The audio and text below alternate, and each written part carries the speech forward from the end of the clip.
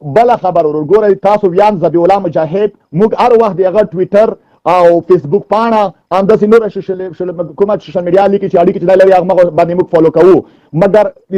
ذبیح الله مجاهد خبره اکثره موږ زړونه نه اخلي لکه په پکتیا کې هغه مکتبونه خلاص شوه یو 3 مکتبونه خلاص شوه بعضې اعلانونه موږ والي ده چې ګوره د پاکستان دغه د مشرانو اعلان وکړه او هغه خلاص شو بله ورځ ذبیح الله مجاهد وکړه چې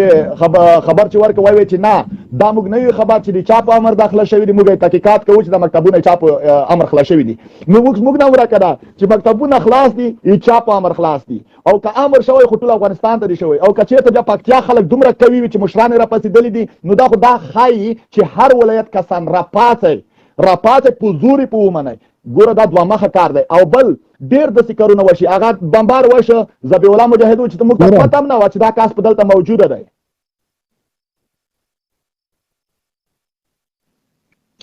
ګوره دغه خبره ده که نه چې د ذبیح الله مجاهد ته خبره وکړه نو دا خو سوشل میډیا د خبرونه دي موږ ته هم داسې ډېر خبرونه راغله چې یاره داسې پکتیا کې د هغه اخلاص شول موږ یقیني خوشحاله هم سو چې زه بس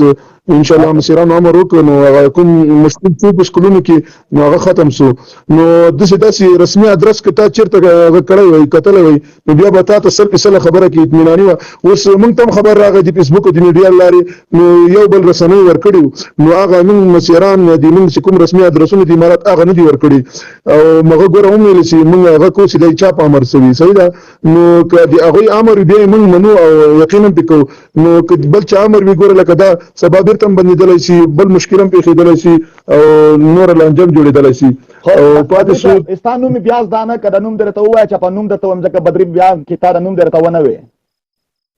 نوم ته به انشاءالله ضرورت نه وي دغه مې آی ډي ده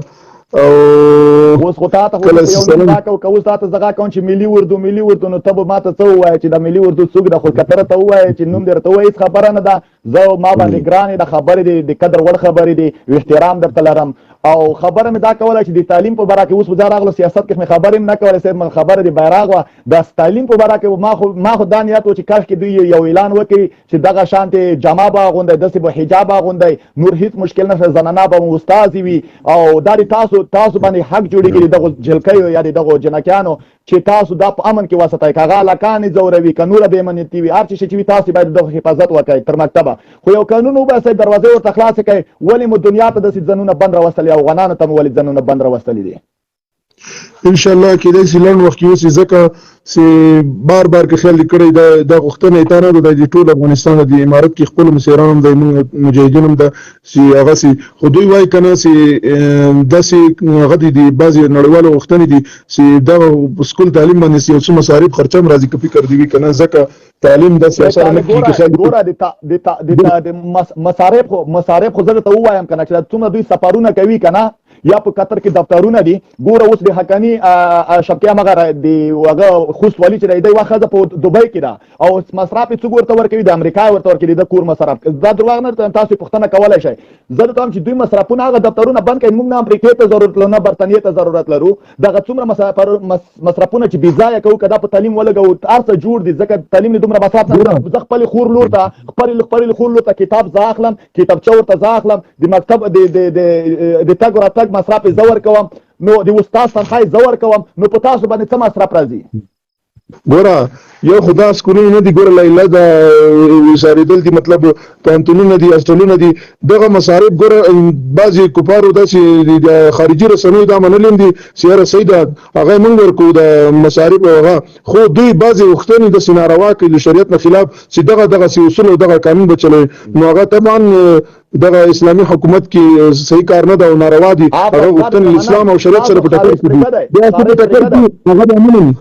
خارج پرېږدئ د افغانانو غوښتنې ومنئ ګوره تاسو یا په خارجیانو ځانونه منئ یا به په افغانانو منئ تر اوسه تاسو نه افغانانو منلی استئ نه خارجیانو منلی استئ په افغانانو یې ومنئ چې خارجیان مو ومني افغانان څه غوښتنې کوي اول زه درته وایم چې ما ته د خارج د پیسو هیڅ ضرورت نشته که زه درته وایم که ته ما ته سکول دروازه خلاصه کړې فکر وکړه 100 ماشومان یا شاګردان یې درغلې 100 مور پلار خپل مصرف ورکوي د لباس نه ونیسه چې هر هغه قانون ته وباسي چې څه رقم پرده کې به دوی ځي څه رقم جامه به اغوندي همغه جامه به موږ ورته جوړې کړو دوی د مکتب ته ځي تا د استاد تنخواه په معاش وه تر هر څه پورې هم تر کرایې پورې نو ته خارج ته څه ضرورت لري خو دا خو بیا دوه رقمه کېږي یا به د خارج غوښتنې منې او یا به داغه پیسې چې د خارج نه کول کېږي دا به در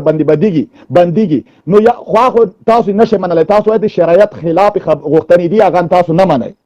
نو راځي بیا د افغانانو غوښتنې ومنئ مکتبونه خلاص کړئ موږ چې خوشاله شو د امریکا څخه کار دی په دا کې ګوره ان شاء الله د افغانانو غوښتنو د افغانانو د خبرو مجاهدینو یا طالبانو یا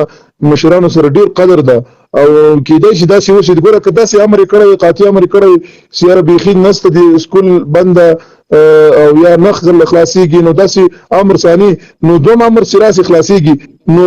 کم از کم انتظار ډیر وته کېدای شي انتظار ډیر کم پاتې ان شاء الله چې ولس کومه څه خوخوي هغه څه به کېږي ته خاطر جمع اوسېږي قربان یو پښتنه بلم درنه کوم ښه د اول سیم نه د ونې سا تر شپږم سیم په پورې ازادي ده یعنی چې د شپږم سیم پورې ماشوم 12 نه کته ماشوم وي بیا د 12 نه تر 14 د شپږم نه تر 12 پورې چې د جنۍ عمر راځي 12 او 13 یا 19